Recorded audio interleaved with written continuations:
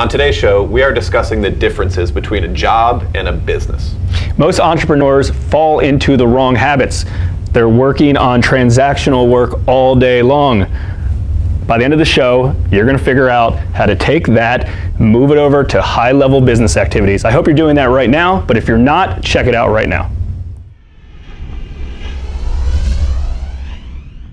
Hey guys, Chris and Jason here. Today we are talking about the difference between a job and a business. And we're going to discuss a few things, frankly, because this comes up all the time with business owner friends of ours. And to be honest, like as a small business owner, you are going to have both a job and a business. It's hard to be all in one or the other, or it could actually be, possible to be all in the job side.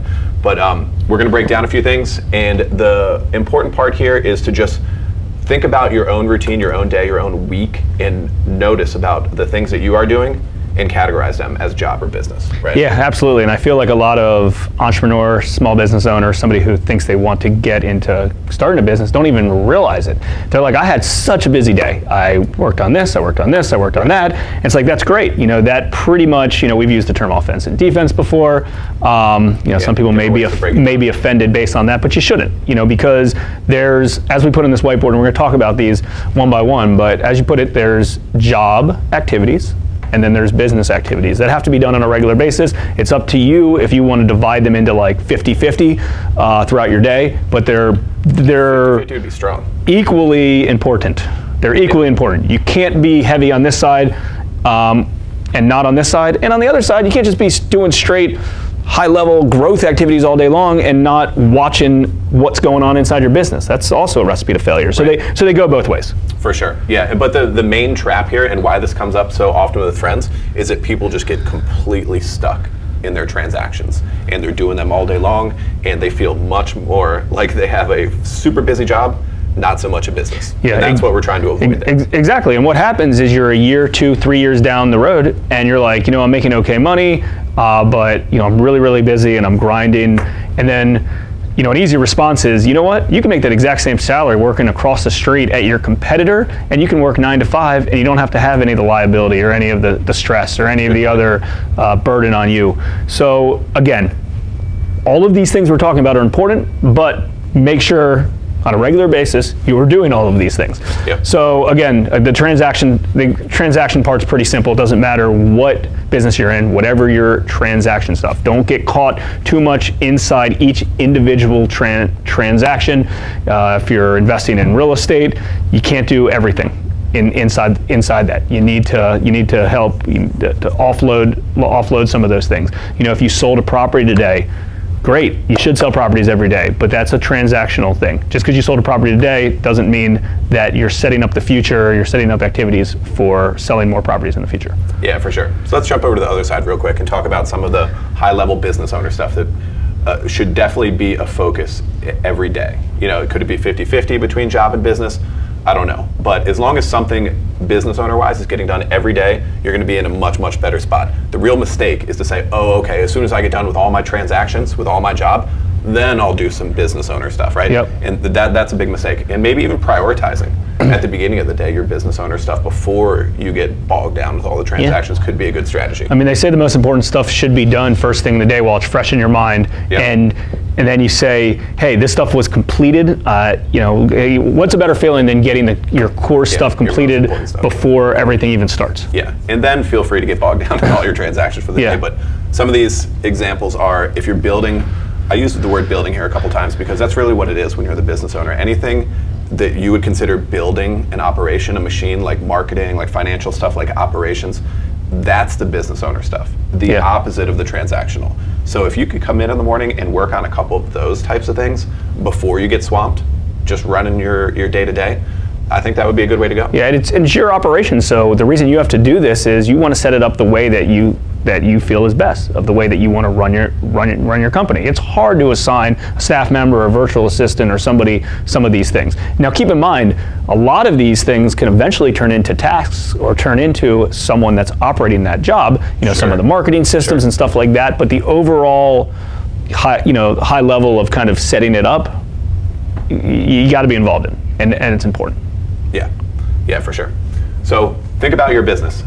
If you're in real estate, tech stuff, attorneys, my lawyer friend who has a law firm, this is a very, very common thing because they have to do so much lawyering and they can't delegate that.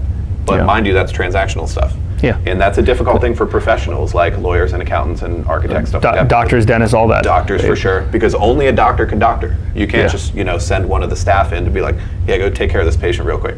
It's just not how that works. I'm going to go play golf. Can you see my patients today? You can't do that. And that's the challenging thing about professionals and the job versus business idea, is that there's just a lot of it that can't be delegated. Yeah, and you figure, but that's all right. You still figure out the best way to do that. And you know what? Maybe the answer is you do slightly less client work, in order to work on a better system, or maybe bring in higher level clients. And again, maybe you have the exact transaction job description that you already want in place, and if that's the case, then that's great. I would agree that you'd still need to work on some of these things on a regular basis. Maybe you say, hey, I'm a professional, I'm billing out $300 an hour, and maybe I want to bill out $350 an hour. Okay, so maybe you do slightly less transactional, or some of your client work, maybe you do slightly less than that and take on the higher level clients, or you work on ways to free up some time so you can figure out systems or other marketing strategies to bring in higher level clients.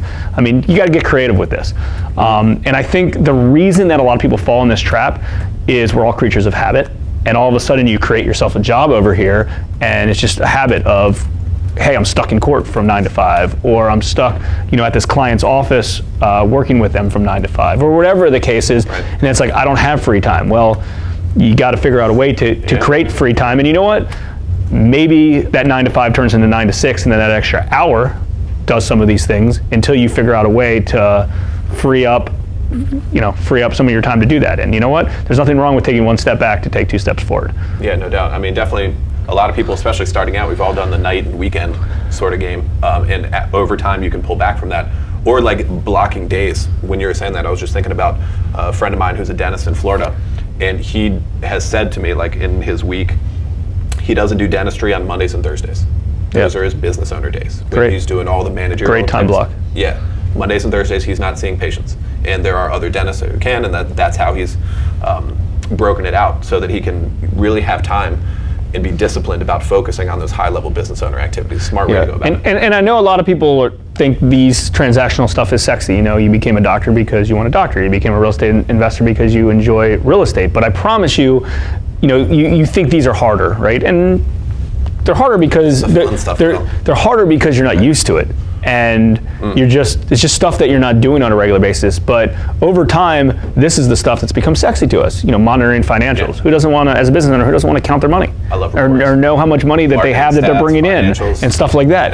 Yeah. Who doesn't want to say, hey, know the actual statistics of your marketing campaigns that say, with this marketing campaign, we're bringing an average client in of $300. At this marketing campaign, we're bringing an average client of $350. Like, having a grasp on that. And again, you may need support with this. You need to bring consultants in, or you may need to, whatever, bring an partner to help you with some of these things. But this is what you need to gravitate towards. Most people are 100% over here. Gravitate to free up your day, to free up your time, to get a little bit more involved in this, and really, really, really trust us on this. Try to get it to a 50-50 mix.